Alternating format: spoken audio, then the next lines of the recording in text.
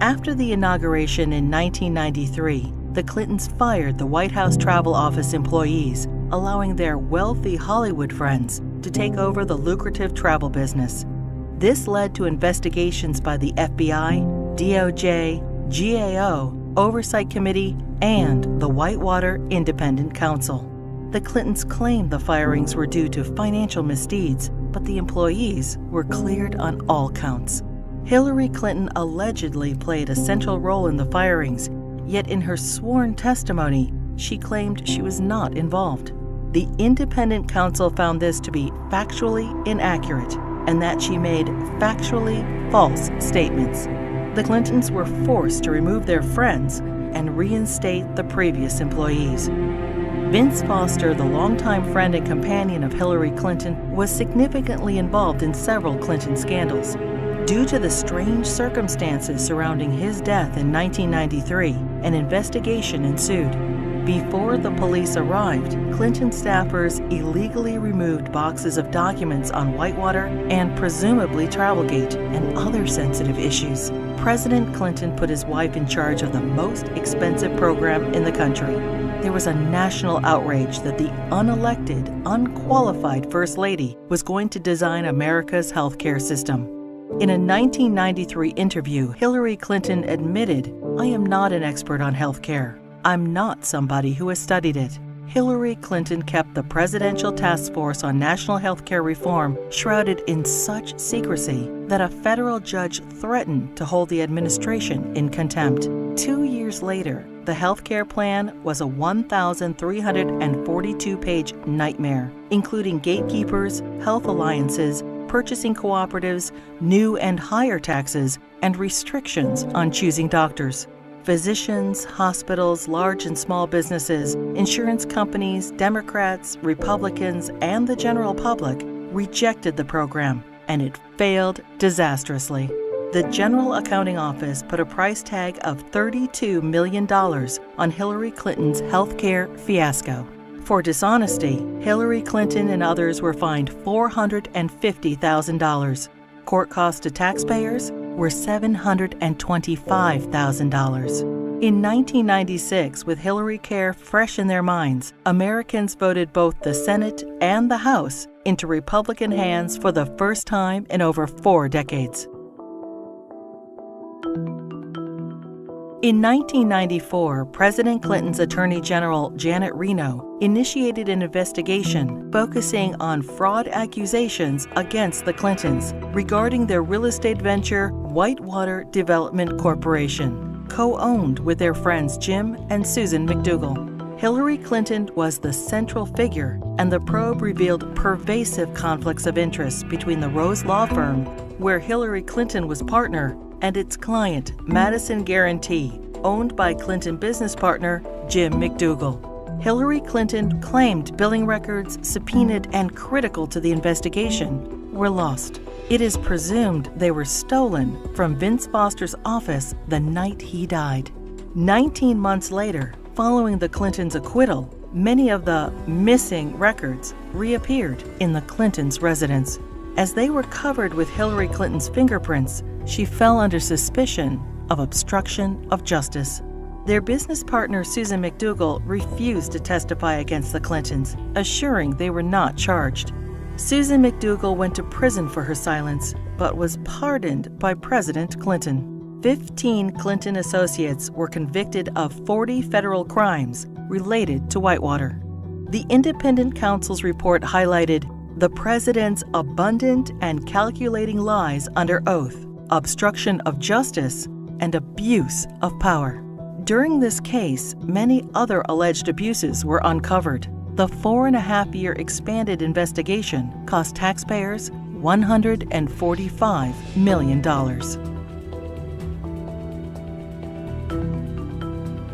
Hillary Clinton's trades in cattle futures raised suspicions of improprieties as her very first trade of $5,000 quickly turned into over $490,000. She refused to release her tax returns for the years in question. Hillary Clinton insisted that she made all the investment decisions herself, The investigation proved her trades were actually placed by her friend James Blair through the brokerage firm Refco. James Blair was outside counsel for Tyson Foods, the largest employer in Arkansas, which is state-regulated. The perception was Mrs. Clinton received preferential treatment and incredible financial returns as a way to garner favor with her husband, then governor of Arkansas.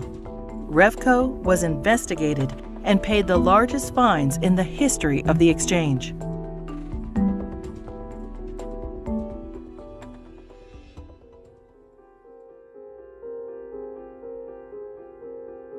The Clinton administration improperly requested and received FBI background reports on 900 Republican officials.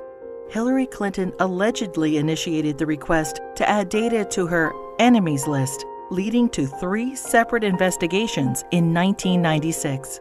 In testimony, the White House Personnel Security Director refused to name Hillary Clinton as the source of the request, and he was forced to resign. Hillary Clinton claimed she was guiltless and was called a congenital liar in the New York Times.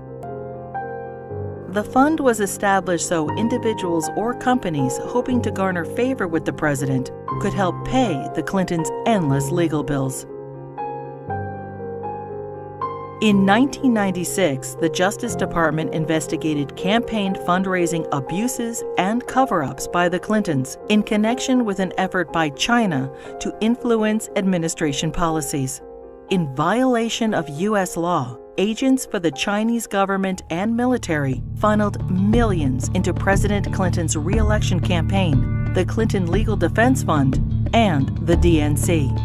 The DOJ's report stated, "A pattern of events suggests a level of knowledge within the White House, including the President's and First Lady's offices, concerning the injection of foreign funds into the re-election effort."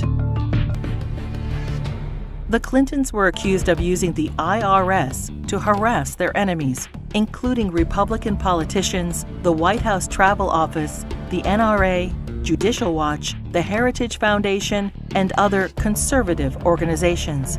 A senior IRS official admitted that Clinton opponents were singled out for tax audits. Also audited were Bill Clinton's female accusers, including Jennifer Flowers, Paula Jones, Juanita Broaddrick, and Elizabeth Ward Grayson.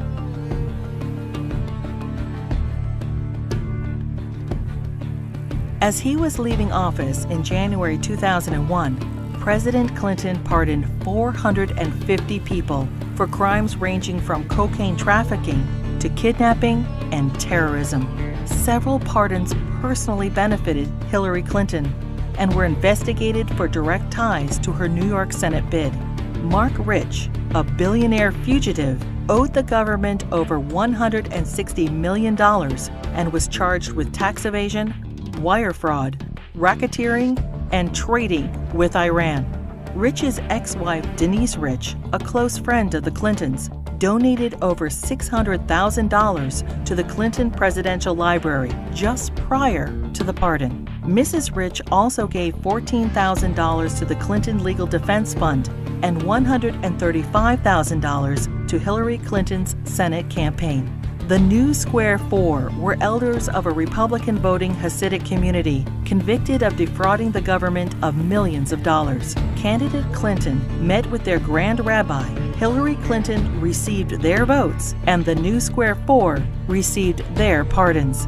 Hillary Clinton claimed, "I did not play any role whatsoever in the pardons." Hillary Clinton's brother, lawyer Hugh Rodham, charged high fees to use his family influence to obtain presidential pardons. Carlos Vignali, a Los Angeles drug lord, paid Rodham over $500,000, and his sentence for cocaine trafficking was commuted.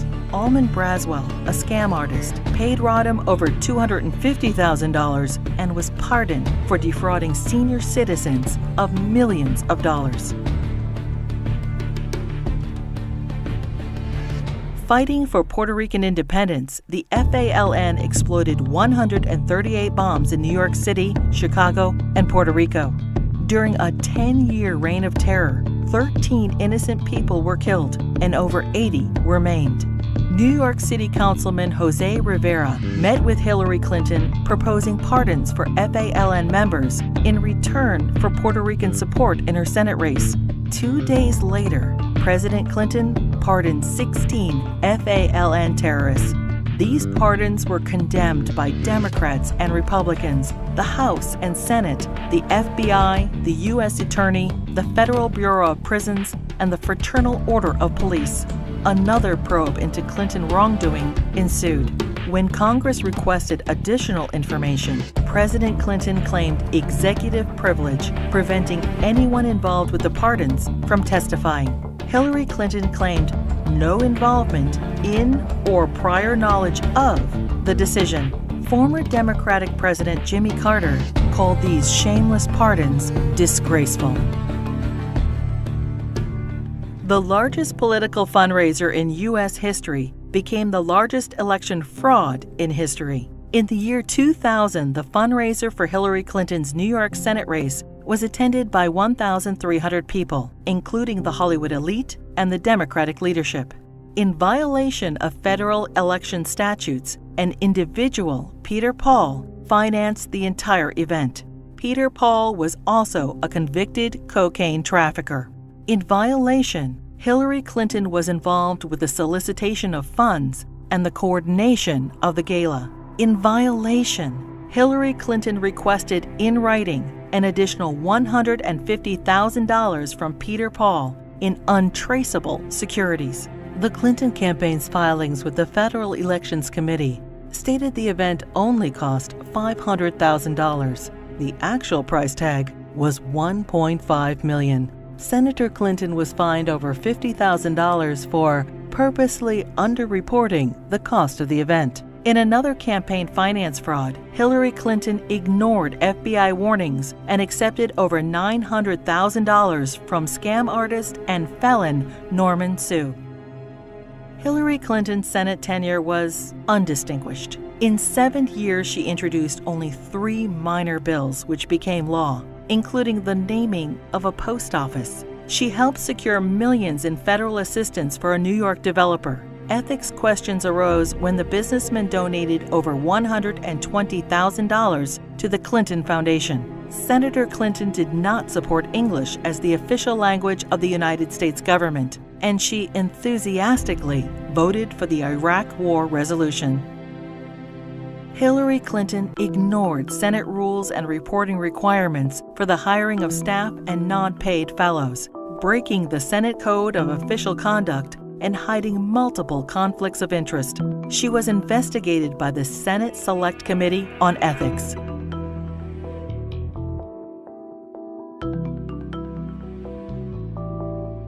Hillary Clinton's long history of campaign finance abuses continued.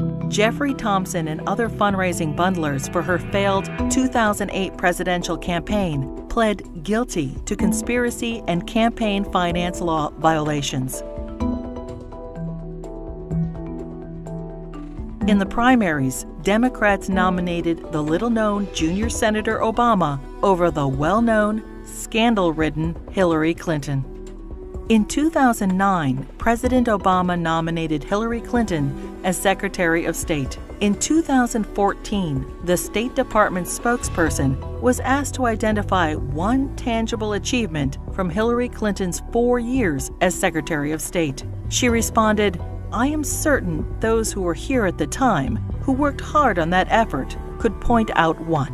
Secretary Clinton's tenure had no signature doctrine or diplomatic breakthrough. It was, however, 4 more years of scandals. The Clinton State Department wasted $80 million on a U.S. consulate in northern Afghanistan, which will never be completed. Under Clinton's name, the Foreign Service gathered details on foreign diplomats, our allies and officials of the UN, including internet usernames, email addresses, credit card numbers, fingerprints, frequent flyer account numbers, and work schedules.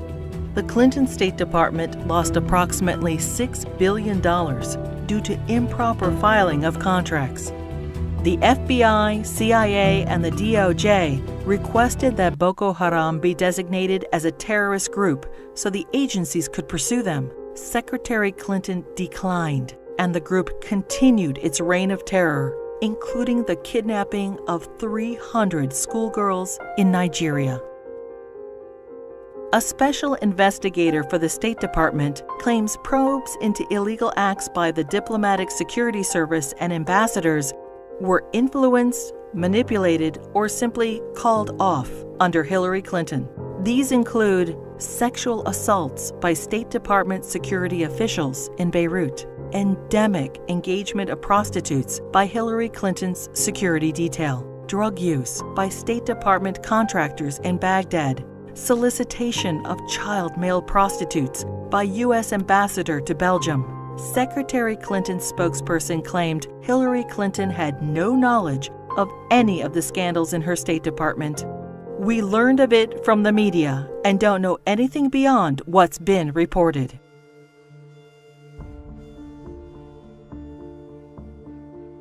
The United States mission in Benghazi, Libya, was attacked on September 11, 2012.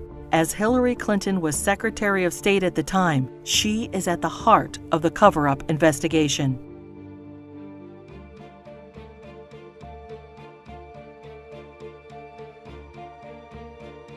When she finally testified to Congress 4 months after the attack, she famously stated, "The fact is we had 4 dead Americans. Was it because of a protest? Or was it because guys out for a walk one night who decided they'd go kill some Americans? What difference at this point does it make?" Hillary Clinton testified that she submitted all documents requested by Congress. 20 months later, and only through a Freedom of Information Act request, 41 new documents were released, including changes to Ambassador Susan Rice's talking points. More documents are still being withheld.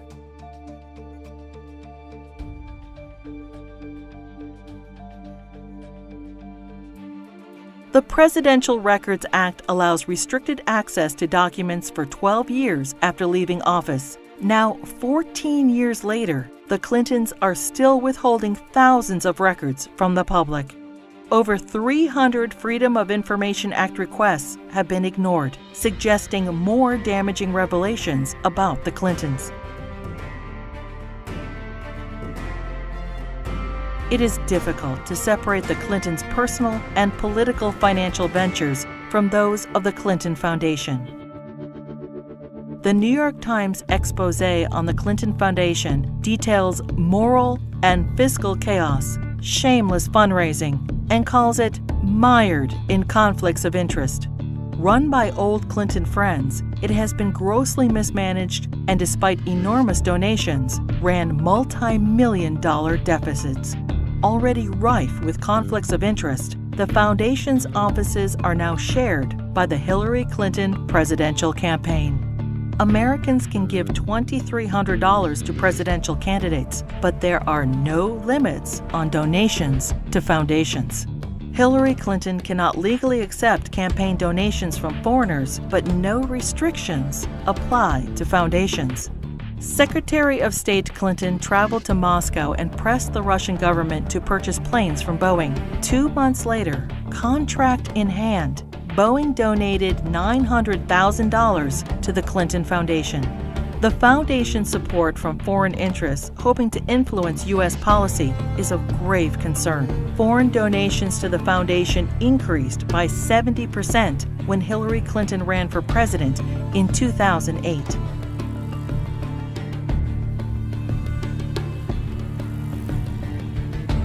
Saudi Arabia has financed terrorists, has an abysmal women's rights record, and punishes homosexuality by death. And yet, the Kingdom of Saudi Arabia is one of the largest supporters of the Clinton Foundation.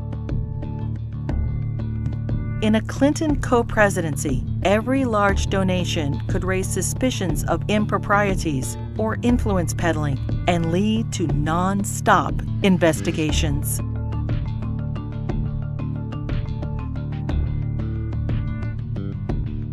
Many qualified and deserving politicians, Democrat and Republican, women and men, are waiting to lead this country.